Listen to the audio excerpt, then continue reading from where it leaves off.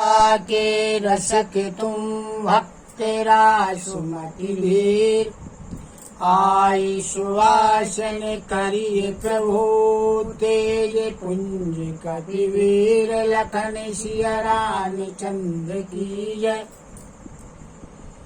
कल का जो प्रसंग था उसमें माता पार्वती जी ने माता सीता जी को आशीर्वाद दिया। पार्वती जी के गले की माला खिसक के प्रसाद रूप में नीचे गिरी, जिसे सीता जी ने शिरोधार किया। अब सीता जी ने दोबारा पार्वती जी का पूजन किया और प्रसन्न मन से अपने घर को जाने लगे। जानी गौरी अनुकूल सियहि हरस न जाय कही, मंजुल मंगल मूल वाम अंग पर तन लगे, लखन सिया रामचंद्र की जय। अब जब सीता जी ने जाना कि माता पार्वती जी की कृपा मेरे ऊपर है, तो उन्हें हृदय में इतनी प्रसन्नता हुई कि जिसको कहा नहीं जा सकता। और मंगल प्रदान करने वाले, शुभ सूचना देने वाले माता जी के अंग फड़कने लगे, सीता जी के शुभ अंग फड़कने लगे। हृदय सराहत शील लुनाई, गुर समीपो गव ने दो भाई, रामो कहा सब कौशक पाही, सरल सुभाव छुअत छल नाही। इधर भगवान राम और लक्ष्मण जी वापस गुरु जी के पास जाने के लिए रास्ते में जा रहे, सीता जी की सराहना करते हुए, उनकी सुंदरता की सराहना करते हुए जा रहे हैं। अब जाकर के गुरु जी के पास पहुंचते हैं, तब जो कुछ भी फुलवारी में हुआ था, सीता जी से मिलना देखना, सारी कथा उन्होंने अपने गुरु विश्वामित्र जी को बता दी। क्यों बता दी? इसलिए कि भगवान राम का स्वभाव सरल है, छल और कपट छूकर के भी नहीं निकला है।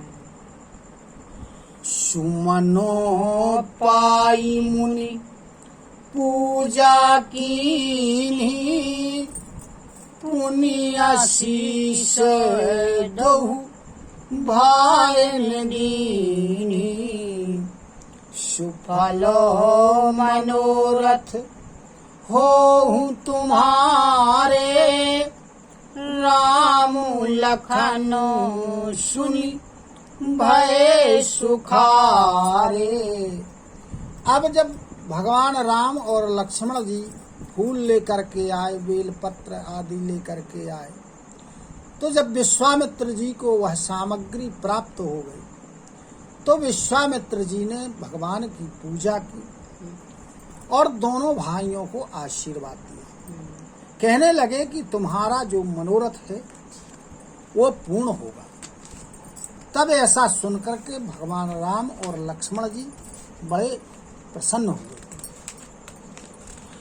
करी भोजन मुनिवर विज्ञानी, लगे कहनो कछु कथा पुरानी, विगतो दिवसु गुरु आयसु पाई, संध्या करनु चले दो भाई।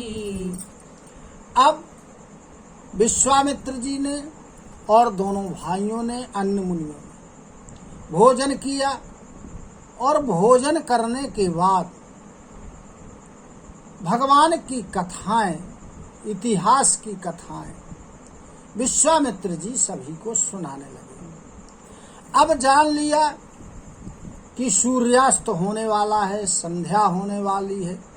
अतः सभी ने गुरु विश्वामित्र जी की आज्ञा लेकर के और संध्या करने चले गए, राम और लक्ष्मण जी भी। प्राची दिशि शशि उऔद सुहावा, सिय मुख सरेसु देखि सुख पावा। बहुरी विचारु कीन्ह मन माही, सिय बदनो सम हिम करनाही। अब क्या हुआ कि जब रात्रि होने लगी तब पूर्व दिशा से चंद्रमा का उदय हुआ। जब चंद्रमा को भगवान राम ने देखा तो इन्होंने सोचा कि सीता जी का मुख चंद्रमा के समान है। लेकिन फिर भगवान ने उसके ऊपर विचार किया अपने मन में, तो कहने लगे कि सीता जी के मुख के समान चंद्रमा नहीं हो सकता। क्यों नहीं हो सकता है? कि जनमु सिंधु पुनि बंधु विषु, दिन मलिन सकलंको, सिय मुख समता पावो किमि, चंदु बापरो रंक लखन सिय रामचंद्र की जय।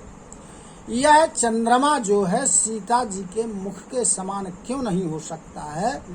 उन्होंने सोचा कि चंद्रमा का जो जन्म है ये सागर से यानी समुद्र से हुआ है, और समुद्र का जल स्वाभाविक रूप से खारा होता है, और उसी समुद्र से इनका जन्म हुआ है, उसी समुद्र से विष निकला है। अतः विष इनका भाई है। और चंद्रमा दिन में मलिन हो जाता है, सूर्य के प्रकाश के कारण उसका प्रकाश प्रभावहीन हो जाता है और कलंकित है, दाग लगा हुआ है, धब्बा है इसमें। इसलिए चंद्रमा सीता जी की उपमा देने योग्य नहीं है। घटाई बढ़ाई बिरहिनी दुखदाई, गिरसई राहु निज संधि पाई। कोके शोक प्रद पंकज द्रोही, आओ गुण बहुत चंद्रमा तोही। भगवान ने विचार किया कि चंद्रमा में एक और खराबी है कि घटता बढ़ता रहता है, कुछ दिन घटता है कुछ दिन बढ़ता है, और जो विरह वाले होते हैं उनके लिए दुखदाई होता है। और जब राहु उसको सीध में अपने रास्ते में पा लेता है तो उसका ग्रस लेता है उसको, चंद्रमा को, और कहने लगे कि चकवे चकवी का वियोग होता है, उनको शोक देने वाला होता है। कमल का दुश्मन है क्योंकि कमल मुरझा जाता है रात्रि में। इसलिए अरे चंद्रमा तू में बहुत अवगुण है तुझमें, इसलिए तू सीता जी के मुख की चंद्रमा की उपमा योग्य नहीं है। वैदेही मुख पट तर दीन है, होई दोषु बड़ अनुचित कीन है। सिय मुख छवि विधु ब्याज बखानी, गुरु पही चले निसावड़ी जानी। इसलिए सोचने लगे कि यदि सीता जी के मुख की उपमा चंद्रमा से की जाती है तो बहुत बड़ा दोष होगा, यह बड़ा अनुचित है, उचित नहीं है। भगवान ने चंद्रमा के बहाने सीता जी के मुख की छवि का वर्णन किया है। जब इन्होंने समझा कि अब रात्रि हो चुकी है, अतः दोनों भाई फिर विश्वामित्र जी के पास चल दिए।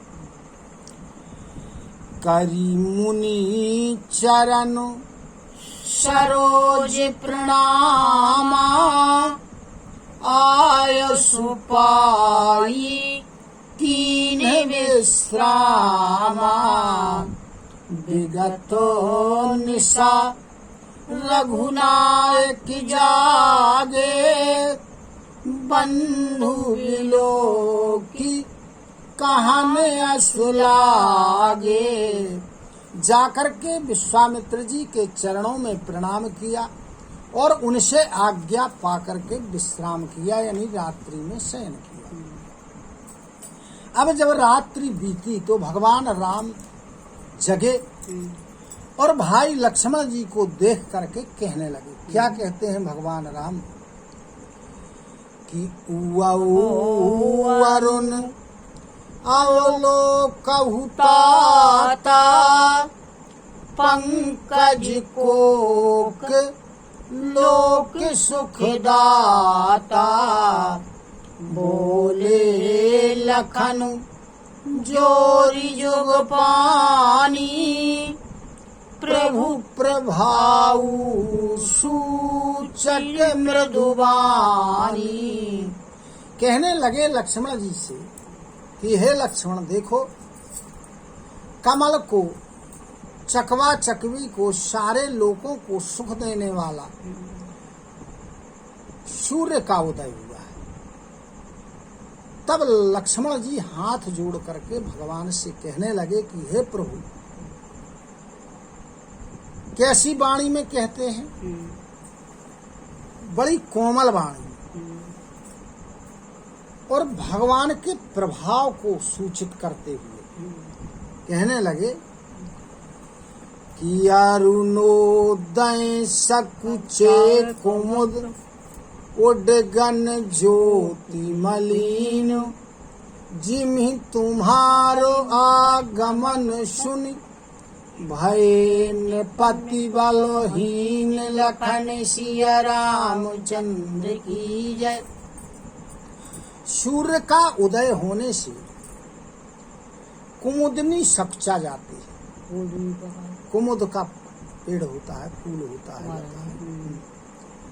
और तारागणों का जो प्रकाश है वो धीमा पड़ जाता है, दिखता ही नहीं है सूर्य के कारण।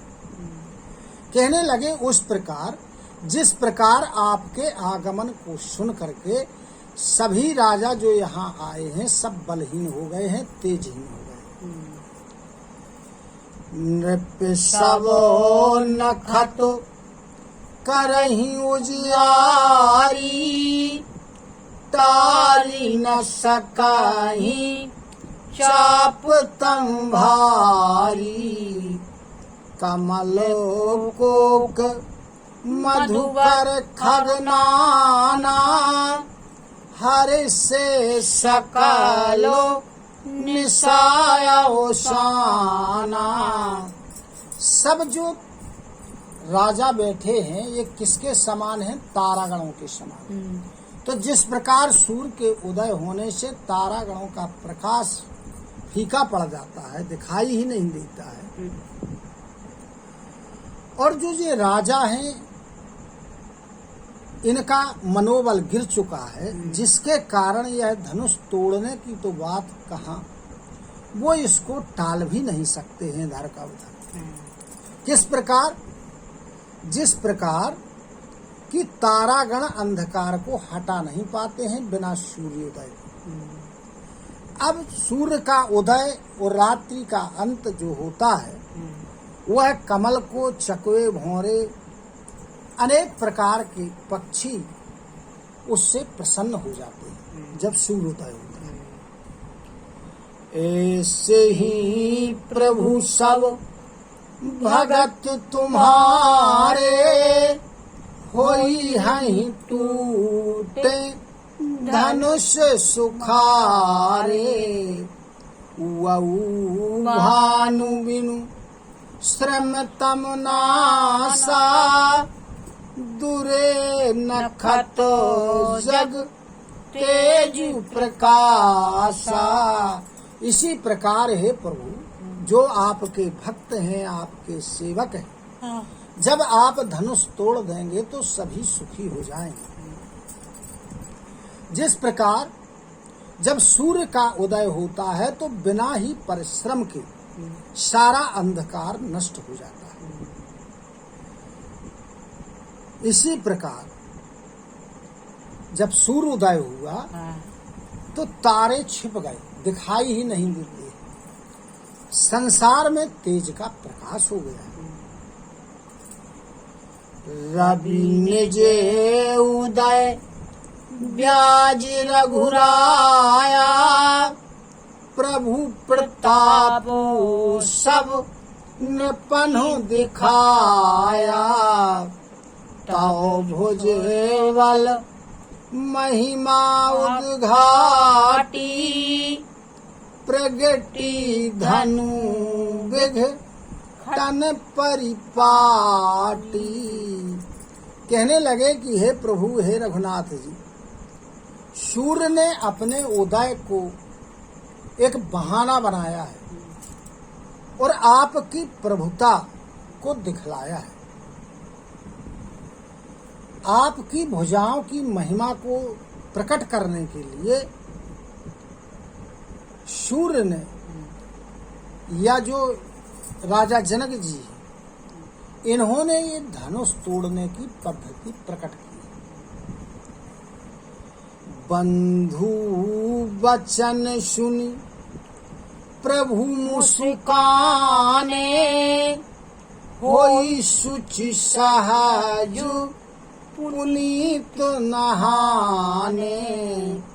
नित्य क्रिया करी गुरु पहियाए, चरण सरोज सुभग सिर नाये। अब लक्ष्मण जी के ऐसे वचनों को सुनकर के भगवान मुस्कुराने लगे और फिर जो पवित्र हैं, सदा पवित्र रहने वाले हैं, स्वाभाविक रूप से पवित्र हैं, उन्होंने स्नान किया, नित्य क्रिया की। नित्य क्रिया करने के बाद गुरु जी के पास आए और उन्होंने गुरु जी के चरणों में प्रणाम किया, दोनों भाइयों। सतानंद तब जनक बुलाए, कौशिक मुनि पहि तुरत पठाए।